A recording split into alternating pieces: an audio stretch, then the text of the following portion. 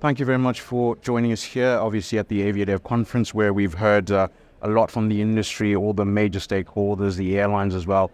Now, Uganda Airlines, you're developing fleet development, route development as well. On your panel, which you spoke about profitability and your own journey getting to profitability and having Uganda Airlines as a profitable entity and airline. Can you give us an overview of that journey for the airline so far? Okay, thank you very much. Maybe for those listening, Uganda Airlines is a state-owned airline. We actually started operations in 2019, which is 5 years ago now.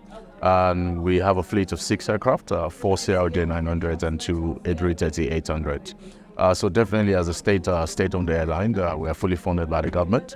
And the journey for us has been to move from being dependent on the government to a point where we are able to generate all the money that we'll need to run the operations. Well, so far so good. It's been good. We are not yet at profitability yet.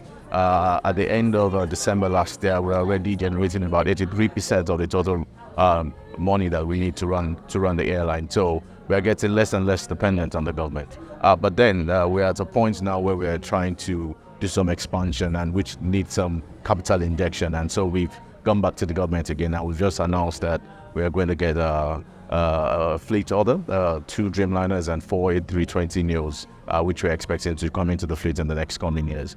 So the journey has not been easy, as you know, for a new carrier operating in Africa, with all the challenges that we face, especially high cost of operation. It's not been easy, but slowly and gradually we are getting to the points that we want to be. There's a lot of conversation in the industry developing intra-Africa connectivity, pushing that forward. What are you doing to develop your intercontinental route connectivity as well? What's your plan for the airline? So far so good. We presently operate to 13 destinations, and only 2 of those are outside of the continent. That's the Dubai and the Mumbai routes. All other destinations are all within the continent. And also within the next financial year, which is starting for us in July, we are open to launch some more routes. We're looking to go into Lusaka.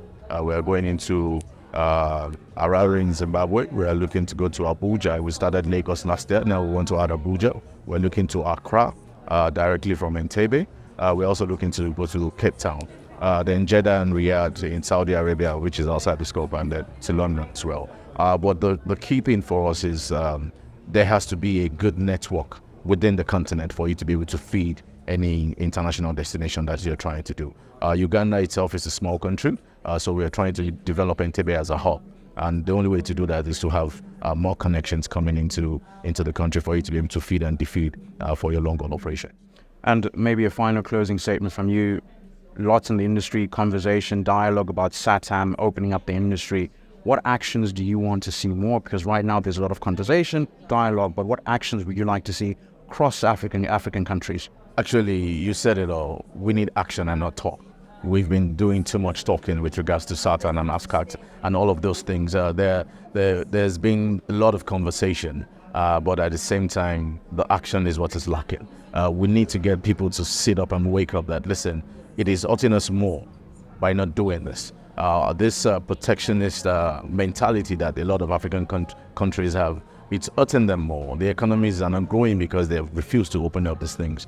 At the end of the day, we try to protect our little share that we have. The expression I like to use is I would rather own 5% on something that is very large than not 100% of something that is small. And that's what people need to realize so that this can move forward. So action is actually what we require now.